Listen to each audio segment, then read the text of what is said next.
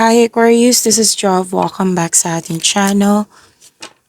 By the way, Aquarius, this is your weekly Gabay Tarot reading ngayong August 24 to 30, 2026. Gamitin ang reading na ito bilang gabayin lamang. Tandaan Aquarius, kunin niyo lamang ang mga mensaheng tumatama sa inyong sitwasyon at iwanan ang hindi. Gabay lang ito at ikaw pa rin ang may hawak ng tadhana mo.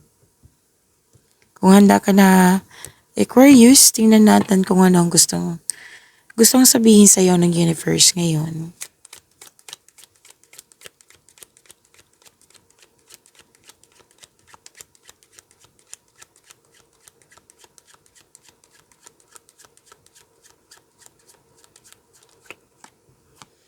Mga parating pa para kay Aquarius ngayong August 24 to 30, 2026.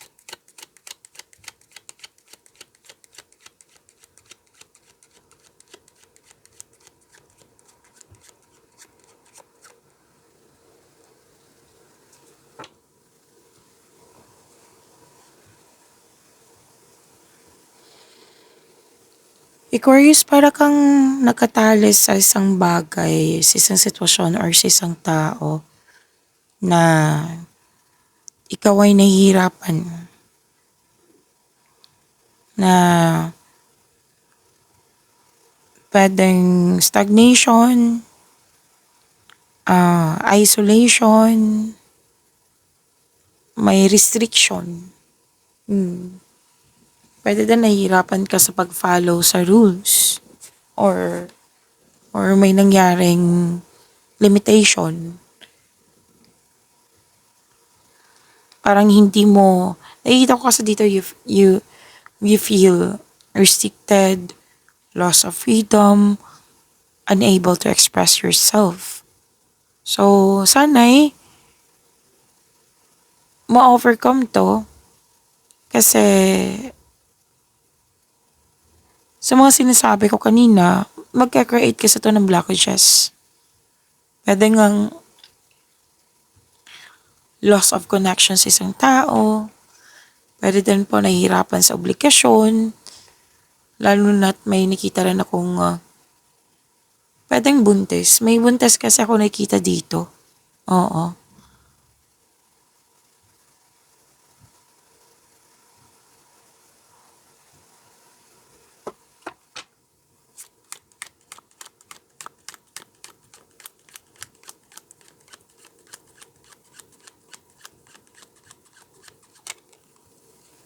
Na sinabi na yung card dito na stop punishing yourself. Kasi hindi naman deserve, di ba? Aquarius, hindi nyo po deserve na like parusahan mo ito. Like, deserve ko to kasi naging ganito ako. Like, nahihirapan ka na nga, pinaparusahan mo pa yung sarili mo. Yan. So, stop punishing yourself kasi hindi yan nakakabuti sa'yo. Iwasan sana natin kung pwede po na mag-create ng blockages kasi hindi yan nakakabuti sa'yo. Okay? Nakikita ko naman dito na tutulungan mo yung sarili mo.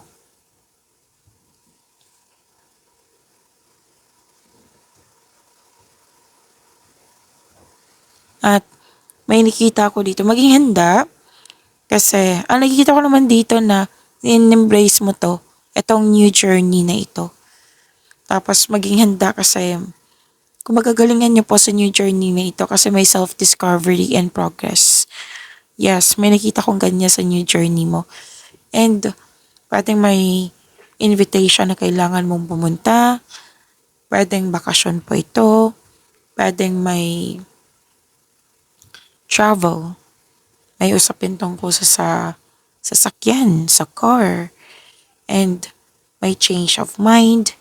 May nakita ko dito marami kang ginagawa. Puro movement. Pwedeng relocation to. Change of position or change of status. Yan. So, prepare yourself kasi sinabi naman ng card dito, may sagot na may progress na mangyayari sa new journey na ito.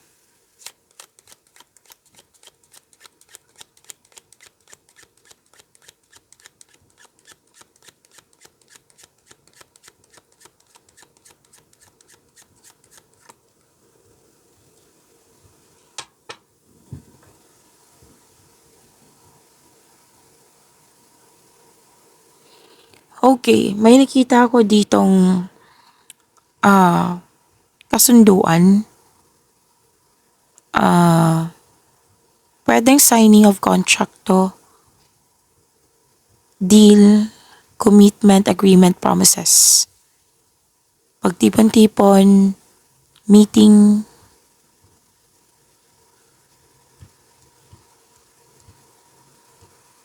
Dalawang card na po nagsabi dito na may buntis or mabubuntis. Opo. And may bagong pasok sa relasyon, may engagement, proposal, engagement, kasal, ikakasal, or nag-uusap po tungkol sa marriage contract. Nakikita ko pa rin dito yung bonding. Basta may agreement akong nakikita po dito.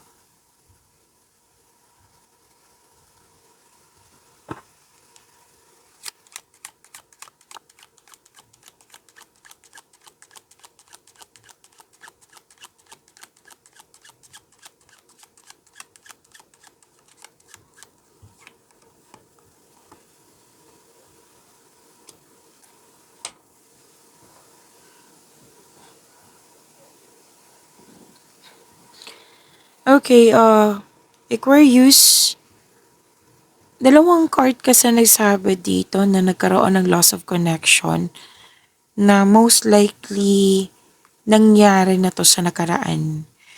Tapos, gusto mo mapag-isa para makapag-isip. At may nakita ako ditong, this is an emotion, like, paano to sabihin? Feeling of abandonment or someone is leaving. Opo. And some of you, naalala to sa nakaraan eh. Na pwedeng na mismo, naalala mo, pinag-usapan, pinaalala sa'yo, na may energy din dito ng isang lalaki na older than 60 years old. Pwedeng tungkol sa kanya.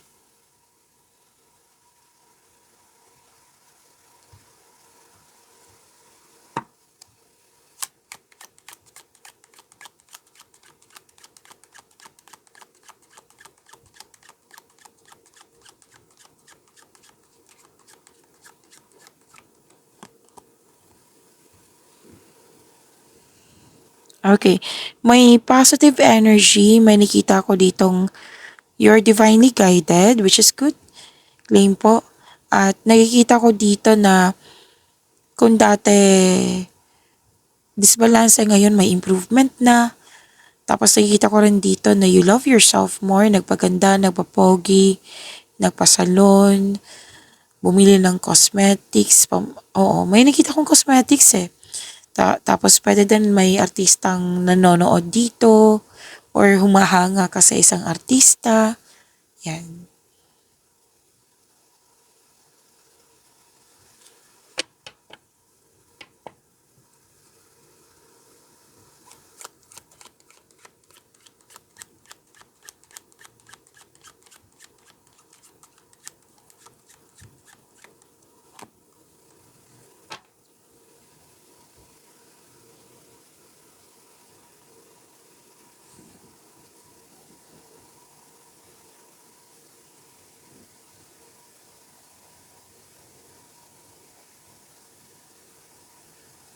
Okay.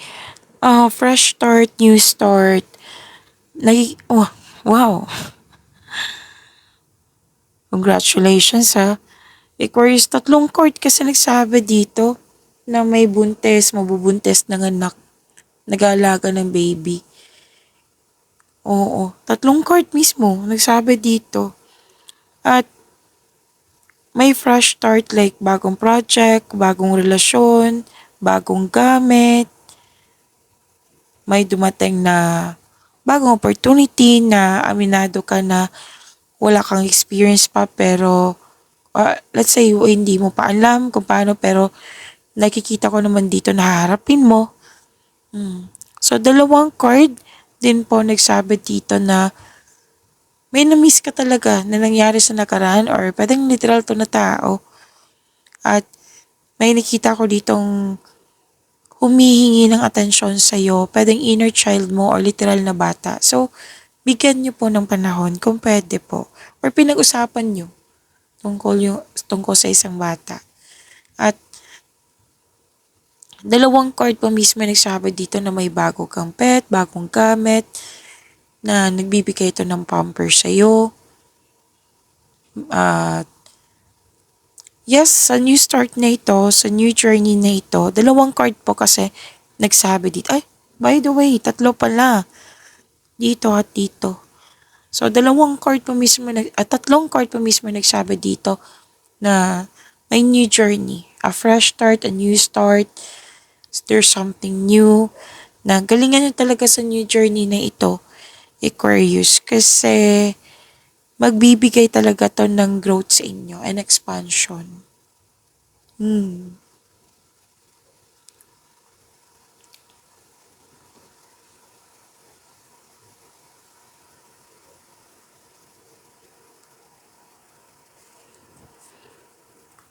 So, transformation na kailangan may ma-end para to make new room for new beginning.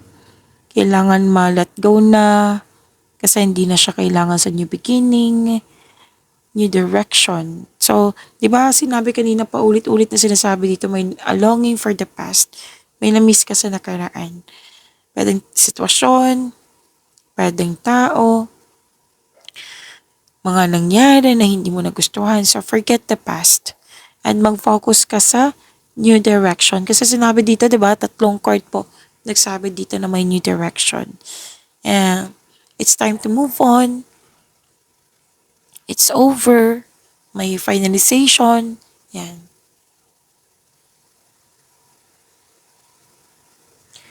So, kuha tayo ng message for you. Aquarius, ngayong August 24 to 30, 2026.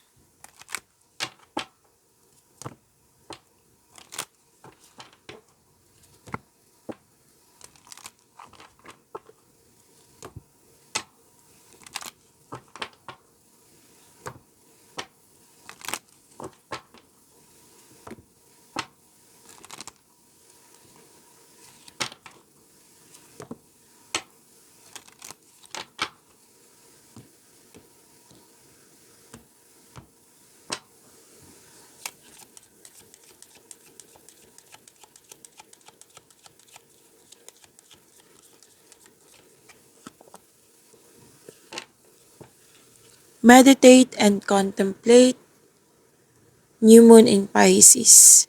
So, sa mga, kumbaga, minsan kasi may mga viewers dito like nakikinig lang. O, tingin muna kayo sa screen.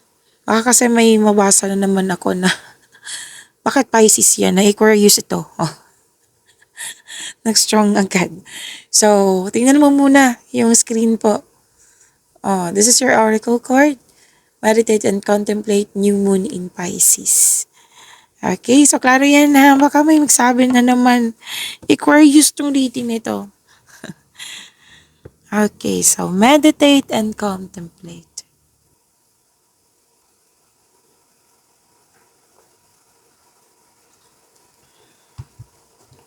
Uminom lang po ako ng tubig.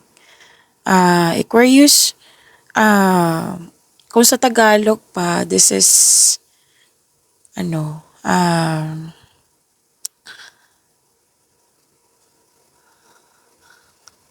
syempre meditate, diba? Ang bagong buwan sa Pisces.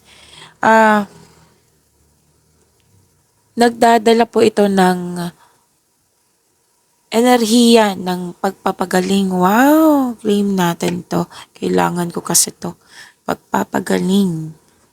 Malakas din yung intuition mo. May sining.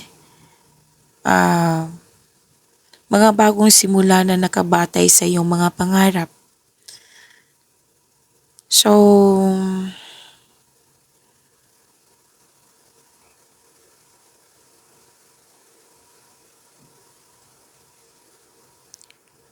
meditation. Meditation kasi to na humanap ng tahimik na lugar ipikit ang mata, kung maaari po ha, at mag-meditate, tapos positive affirmation. Yan.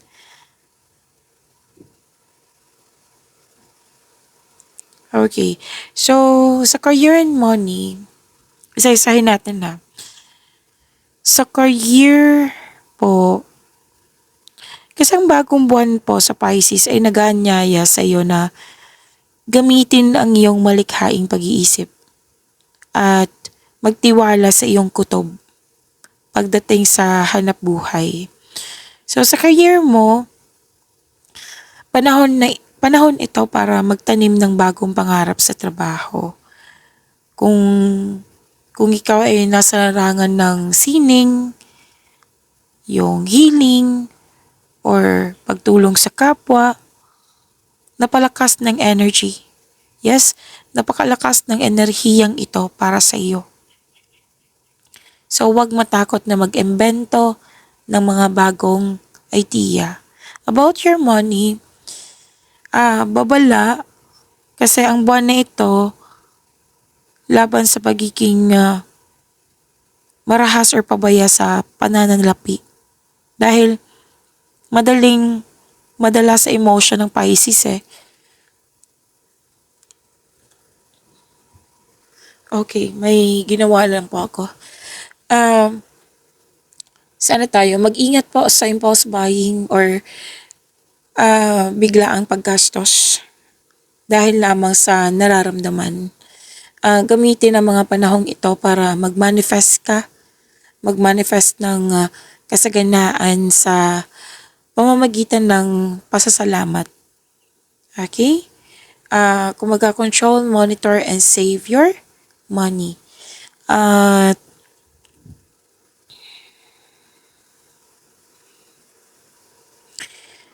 love and romance po.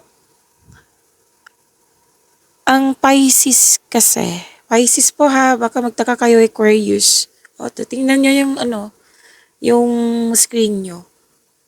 So, New Moon in Pisces. So, ang Pisces kasi, ang character kasi ng Pisces is pinaka-romantikong sign ito sa zodiac. Kaya, New Moon, bagong buwan na ito ay nagdadala ng malalim na connection at emotional na paggaling. So, para sa mga single po, may bagong pag-asa. Ito ang perpektong oras para palayain ang multo ng iyong nakaraang relasyon. So, may chance kang makatagpo na isang tao na may malalim na koneksyong spiritual or this is soulmate connection. At paalala lang po, magtakda pa rin ng malinaw na hangganan like boundaries upang hindi ka mabilis maloko o maabuso ng ibang tao dahil sa iyong kabaitan. Oo, kasi kumbaga sana hindi kayo ma-take advantage po. Okay? And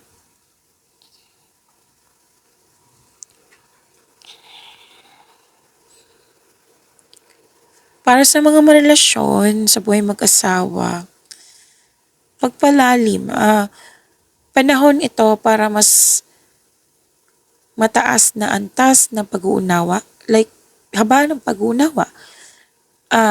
Habaan ng pasensya. Tapos, at pagpatawad sa iyong partner.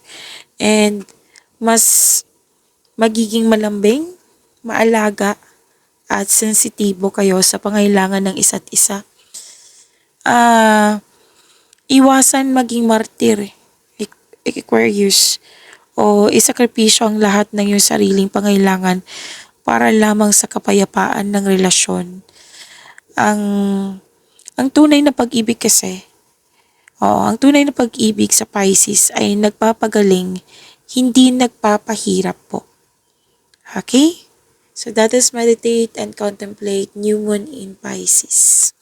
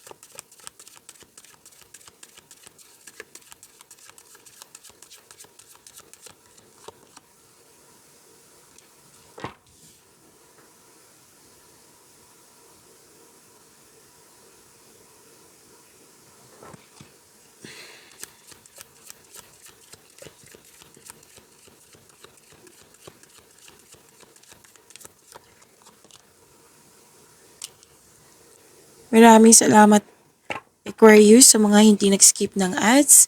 Subscribe na po kayo sa ating channel at click bell notification para updated po kayo sa reading natin. Para po sa mga gusto magpa-reading po, comment po kayo ng personal reading and check ma-reply sa comment section. May mahalagang announcement po ako sa mga hindi pa nakakaalam. May second channel tayo. This is Love Chov. So, i-type nyo lang po dito sa search engine ng YouTube nyo, Love Chov.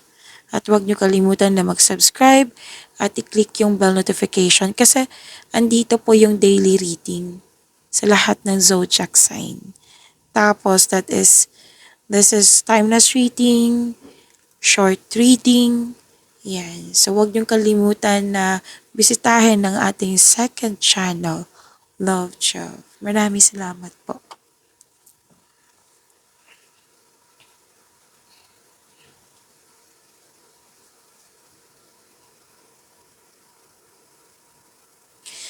Aquarius, ang ganda ng dalawang cards na ito kasi this is awakening, may pagtanggap na, may self-assessment, this is transformation, and this is yung increased power, like increased confidence. May parating na paghahatol or may pagbubunyag at may magsasorry sa iyo. And this is also means accept and release your past. Ilang beses na lumabas. Diba kanina ilang beses lumabas? O, dito din po. Release your past so you are able to enjoy the next phase of life. Okay? It's about time na i-end na yan. I-release mo na yan para magkaroon na ng healing. To make new room for new beginning nga. So, surrender, accept, release, and forgive. So, accept your mistakes as well sa person na ito so you can successfully let the past go. Pwede din po ha na may tao dito na dating malapit sa'yo na gusto niyang, nagkaroon kayo ng loss of connection na gusto niyang mag-sorry sa'yo, mag-put ng closure. Balak pa kasi to, Aquarius. So, kung mangyayari na po ito, seek forgiveness in order to move forward. Kasi kahit hindi mo aaminin, sinasabi talaga ng card dito, naapektado ka sa mga nangyari sa nakaraan. Kailangan po ng forgiveness para magkaroon na po ng healing. Okay?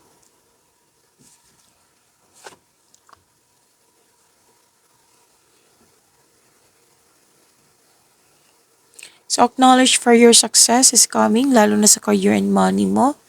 May parating dito, may financial growth akong nakikita dito.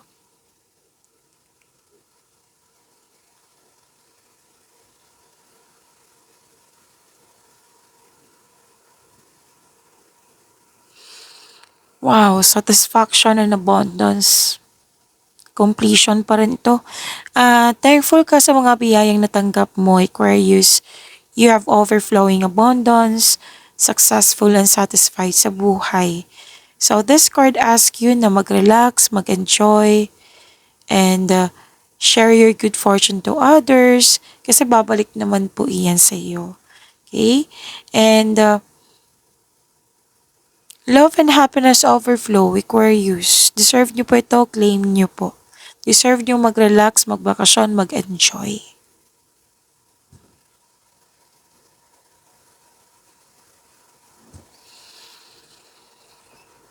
Okay, so recognition, may promotion din, pagtaas sa kita, sweldo, allowance, ano yung posisyon. Wow, this is increased prosperity, ha? I-claim niyo po ito. Your health is improving also. Claim, claim, claim. Claim ko na. I-claim ko na din kahit hindi ako Aquarius. I-claim ko tong may improvement sa health. And you're welcoming overall feelings of happiness and joy. Abundance po ito ha in all areas of your life. Congratulations po. Claim.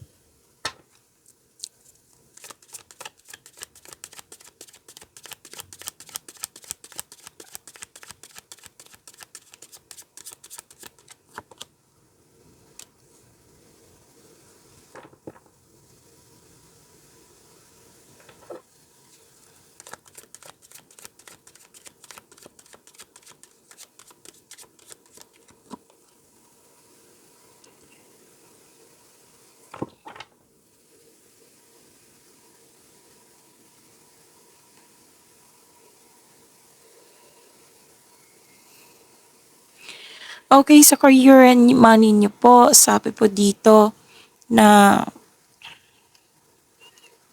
gamitin mo yung intuition mo in making financial or business decision. Kasi naghahanap ka ng solusyon dito or sagot sa inyong mga katanungan. Ang sabi na yung card dito, know that the answers are already within you. Trust your own counsel first. Okay?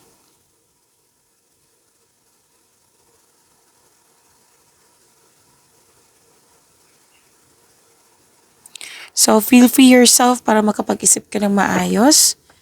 Kung nais mo ng promotion or gagawa ka ng business investment, hindi mo na kailangan ng pahitulot to move ahead.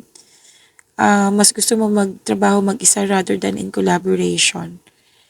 At dalawang card mismo nagsabi dito ha, na malalim ang iniisip ni Aquarius kasi naghahanap ng solusyon, naghahanap ng sagot sa inyong mga katanungan. At dalawang card mismo nagsabi po dito na all life's answers are within you. Nasa iyo na yung sagot, nasa iyo na yung solusyon.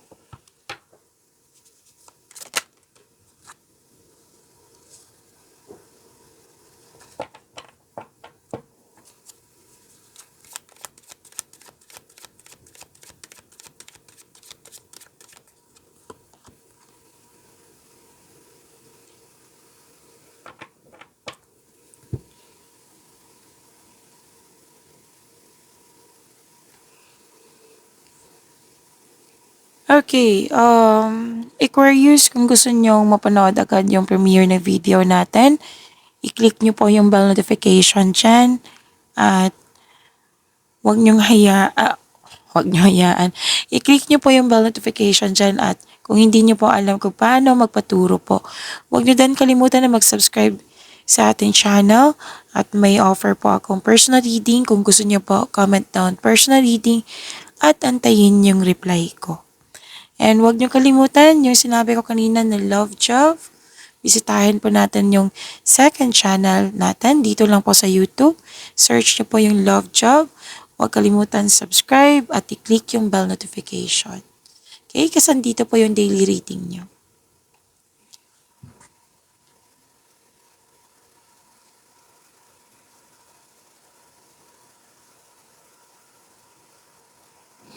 Love and Romance, may celebration dito, monthsary anniversary, tapos ng construction ng dream house or any kind of successful completion, nag-celebrate po kayo.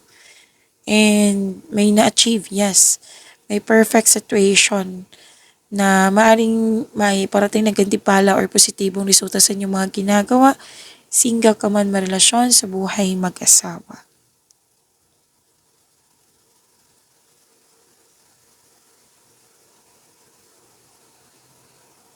So may partner kayo na parating sa inyo na posibleng bata pa sa'yo or mabilis mag-approach or youthful ang attitude. Pwedeng makulit. Excuse me. Pwedeng makulit or aggressive. Okay? So, para sa mga marelasyon sa buhay mag-asawa, dalawang card mismo nagsabi dito, excited kayo sa coming celebration, any kind po. Monthsary, anniversary, any kind of celebration. Kasi ito yung panahon na mag-uusap kayo.